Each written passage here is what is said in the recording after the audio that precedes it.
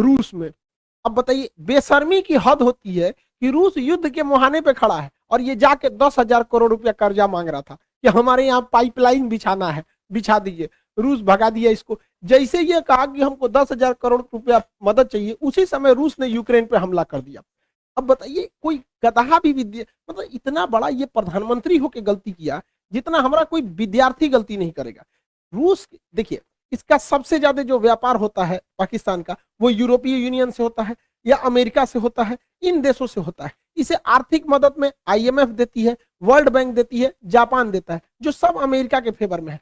फिर भी ये अमेरिका के खिलाफ केवल जा रहा है मीटिंग करने के लिए। किस लिए? क्योंकि जो बाइडेन ने जब से शपथ लिया इसको फोन नहीं किया है, तो उनको जलाने के लिए गया था। अरे गधा कहीं का, ये सास बहू का झगड़ा हो रहा है क्या कि तुम जलाने के लिए गए थे? 10,000 करोड़ गए थे मांगने, अमेरिका ने इनके ऊपर पेनाल्टी ठोक दिया, 4 अरब डॉलर का पेनाल्टी ठोक दिया इनके ऊपर। बहुत अच्छा हुआ, एक वो हाथ मिलाने गए थे, हो गया, यहाँ पर कांड हो गया। और दूसरा, एफएटीएफ में अब ये ग्रे लिस्ट से चल जाएंगे ब्लैक लिस्ट में। जिस दिन ब्लैक लिस्ट में चल जाएंगे ना, बर्बाद हो जाएंगे, यहाँ पर पूरी तरह से चौपट हो जाएंगे वहां पे। आज भी पाकिस्तान में 12,000 रुपए का गैस सिलेंडर पड़ रहा है। अब 12,000 रुपए में गैस सिलेंडर पड़ रहा है, जिस दिन ये एफएटीएफ के ब्लैक लिस्ट में जाएंगे ना, उस दिन ये 20,000 चल जाएगा। आईएमएफ पे अमेरिका का दबाव है, वर्ल्ड बैंक पे अमेरिका का दबाव है। अमेरिका घुसिया गया है ये मीटिंग देखकर कि चोट्टा तुमको इसी बीच में जाना था। यहाँ पर कौन गधा है रे तुम्हारे यहाँ सुरक्षा सलाहकार? ओकरा कोनो बुद्धि नहीं है क्या? इतना बेवकूफी तो कोई नहीं करेगा। इसने क्या किया है? सांड को लाल कपड़ा दिखाया है। मिला क्या है इसको कि रूस ने, राष्ट्रपति ने कहा था कि जो हमारे पास आएंगे उनको कोरोना का आरटीपीसीआर टेस्ट कराना पड़ेगा। दुनिया का सबसे महंगा टेस्ट इन्हीं का हुआ है। गए हैं, आरटीपीसीआर टेस्ट कराए हैं, हाथ मिलाए हैं, मिला कुछ नहीं है, उल्टे 4 अरब रुपया का इनके ऊपर पेनाल्टी ठोक दिया।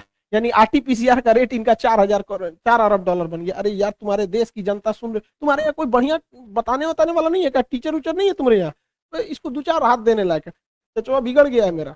अमेरिका ने भारत पर दबाव बनाया कि यूएनओ में आप हमारा सपोर्ट कीजिए, क्योंकि भारत 2 साल के लिए यूएनओ के अस्थायी सदस्य है यहाँ पर। अब इसमें भारत ने वोट ही नहीं दिया, कहा कि ना हम रूस की ओर से ना यूक्रेन की ओर से। तो रूस ने कहा थैंक यू भैया, तुमने नहीं दिया, बहुत अच्छा हुआ। चाइना ने भी कहा हम भी वोट नहीं देंगे। यूएई ने कहा हम भी नहीं देंगे। अमेरिका कह रहा है ये तुम काहे लिए ऐसा बोल रहा है? अब यूएई, ऐसे अरब देश ज्यादातर अमेरिका के फेवर में होते हैं, फिर भी यूएनओ में अरब देश ने इनका साथ नहीं दिया। तो ये सोचने वाली बात है कि आखिर ऐसा क्यों हुआ। तो समझिए इसके पीछे का मेन रीजन क्या है। देखिए, सऊदी अरब, यूएई जो है यहाँ पर स्थित है।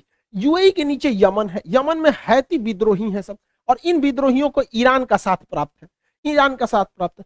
अगर यूएई रूस के खिलाफ जाएगा तो रूस की दोस्ती है ईरान से, वो ईरान को फोन करेगा, ईरान हैती विद्रोहियों को फोन करेगा, हैती विद्रोही यूएई को बजा देगा सब पकड़ के। तो एक रीजन ये है। दूसरा रीजन ये है कि ईरान के पास भी पेट्रोलियम है, रूस के पास भी पेट्रोलियम है और यूएई के पास भी पेट्रोलियम है। तो इन्हें दोस्तों को साथ में रख के पेट्रोलियम के लेवल को, मतलब प्राइस को कंट्रोल करने में भी मदद मिलेगी। अमेरिका इजराइल पर भी दबाव बना रहा है कि इजराइल यहां पर सीरिया में बम्बार्डमेंट कर दे ताकि रूस का ध्यान भटक जाए, लेकिन इजराइल ऐसा करने से मना कर दिया।